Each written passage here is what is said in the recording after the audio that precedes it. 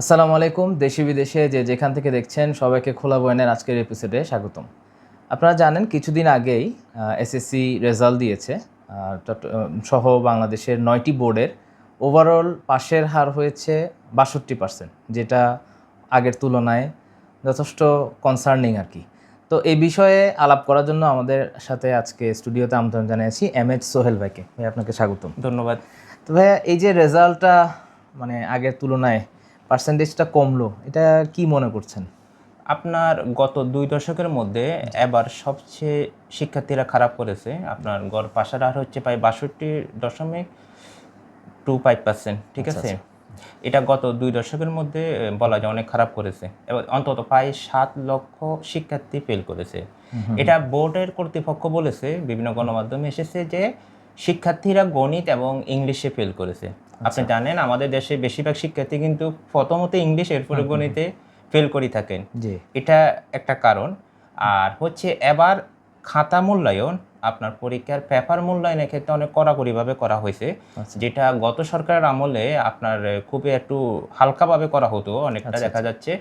খুবই কড়াকড়িভাবে খাতা মূল্যায়নের কারণে এটা একটি কারণ, অনেক শিক্ষার্থী ফেল করেছে।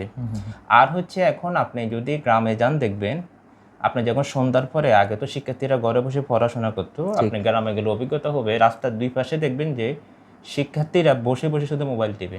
চায়ের সোশ্যাল দোকান মিডিয়া, বিভিন্ন সব জায়গায়, হ্যাঁ। মোবাইল ফোন, এগুলার কারণে শিক্ষা ফলাফল আপনার শিক্ষার্থীরা এখন পড়াশোনা থেকে অনেক দূরে। শহর এরিয়াগুলোতে, সিটি এরিয়াতে হয়তো কিছুটা পড়াশোনার মধ্যে থাকলো, কিন্তু গ্রামগঞ্জে বেশিরভাগ শিক্ষার্থী পড়াশোনার প্রতি অমনোযোগী। এটা হলো মূল কারণ। তাছাড়া আপনার বিভিন্ন পত্রপত্রিকা এসেছে, আমাদের অনেক জায়গায় দেখা যায় অনেক শিক্ষা প্রতিষ্ঠানে ভালো শিক্ষক নেই, অনেক জায়গায় ওরকম অবকাঠামো নেই, ঠিক আছে নি? আপনার যেসব দেখবেন যে শিক্ষার্থীরা ইংরেজি শিক্ষক, গণিতের শিক্ষক, দেখা গেছে সেই ওই বিষয়ে পড়াশোনা করেনি, হ্যাঁ, ওই হ্যাঁ, হ্যাঁ। স্কুলের শিক্ষক সেই বিষয় মানে পর্যাপ্ত দক্ষ না। তো আসলে খারাপের পিছনে অনেকগুলো কারণ আছে, তবে এটা দুঃখজনক। তবে এটাই আর কি আমাদের আসলে। আচ্ছা, এখন ধরেন এই যে আমরা বলছি যে বাংলাদেশ এখন শিল্প বিপ্লব, জি, জি। যেটা চতুর্থ শিল্প বিপ্লব বলে আর কি, ওটার দিকে যাচ্ছে। তো এখানে এআই আছে, কম্পিউটার নলেজ, নর্মাল যে ট্রেডিশনাল স্কিলস, এগুলোর বাইরেও কিন্তু আরো অনেক কিছু আমাদের জানতে হবে। তো সেই বিষয়ে আমরা আসলে কতটুকু কি করতে পারছি বা করা উচিত? দেখুন, এখন তো বলা হচ্ছে যারা উন্নত বিশ্বের দেশ এবং যারা আপনার প্রযুক্তিতে খুবই এগিয়ে, ওরা তো আপনার হাতে কলমে শিক্ষা অর্থাৎ কারিগরি শিক্ষাকে ওরা অনেক বেশি প্রাধান্য দিয়ে থাকে। অর্থাৎ আপনার কর্মমুখী শিক্ষা, যেটা আপনি চীনে, আপনি তো মনে হয় চীনে ভ্রমণ করেছেন, ওখানে খুবই কর্মমুখী শিক্ষা দেওয়া হয়। একজন শিক্ষার্থী মানে সেখানে পড়াশোনা করে না, একজন শিক্ষার্থী মানে সে খামার করে, সে কাজের মধ্যে থাকে, মানে সে কম্পিউটারে পারদর্শী হয়। এবং আপনার কোরিয়াতে আপনার অনেক বেশি কর্মমুখী শিক্ষা দেওয়া হয়, মানে পড়াশোনা হলে একেবারে হাতে কলমের শিক্ষা, প্রযুক্তি নির্ভর। জাপানে একেবারে সেম ব্যাপারে। আমাদের দেশে তো মানে পড়াশোনা হলে একটা আদব সিস্টেম, মানে পড়াশোনার মধ্যে শুধু সে মানে শুধু সে পড়াশোনার মধ্যে থাকে, সে আর অন্য কোনো বিষয়ে দক্ষ হয় না। না হয় কোনো ভাষাতে দক্ষ, না হয় কোনো কাজের দক্ষ, এবং কি না হয় সে ক্রীড়াঙ্গনে খুব বেশি দক্ষ। তা আমাদের দেশে আসলে এরকম কর্মমুখী শিক্ষাটা বেশি জরুরি, যেহেতু আমাদের দেশ আসলে জনবহুল দেশ, অসংখ্য মানুষ এখানে বেকার। এই যে আমাদের দেশে অনেকে মধ্যপ্রাচ্য যাচ্ছে, ইউরোপ যাচ্ছে, আমেরিকা যাচ্ছে, আপনি দেখবেন যে তারা বেশিরভাগই কিন্তু কোনো দক্ষ না। অথচ আমাদের পার্শ্ববর্তী দেশ ইন্ডিয়াতে অনেকে খুব দক্ষ যাচ্ছে মধ্যপ্রাচ্যে, ওরা দেখে কম্পিউটারে দক্ষ, সফটওয়্যার ইঞ্জিনিয়ার দক্ষ, ভাষাগত দক্ষতা।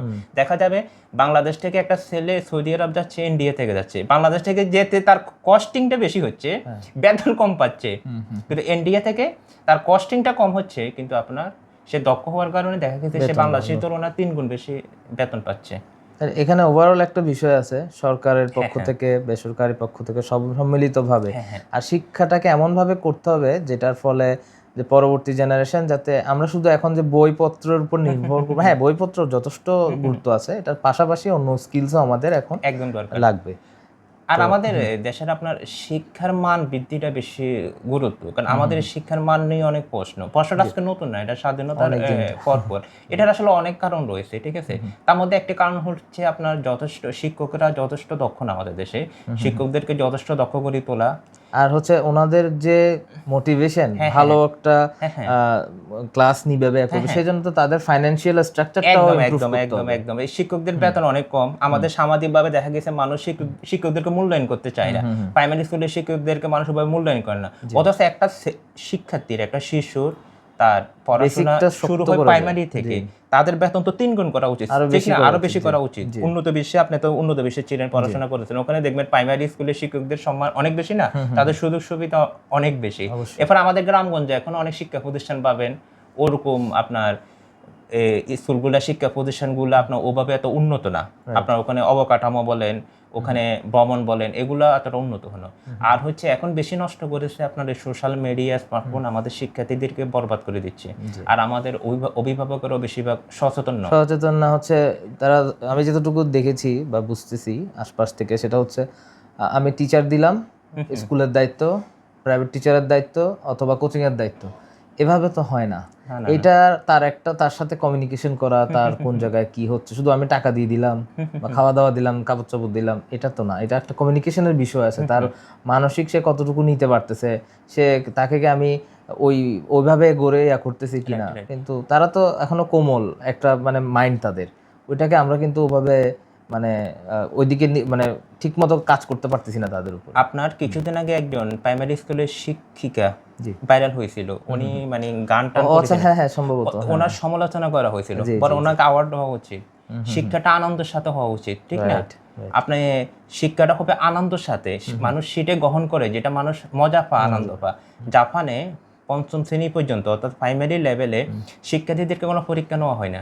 ফিনল্যান্ড এবং কি আপনার ইরানের শিক্ষা ব্যবস্থা কিন্তু অনেক উন্নত। জাপানের শিক্ষা দেওয়া হয় নীতি, নৈতিকতা, আদর্শ, শিশুদেরকে এভাবে শিক্ষা দেওয়া হয়।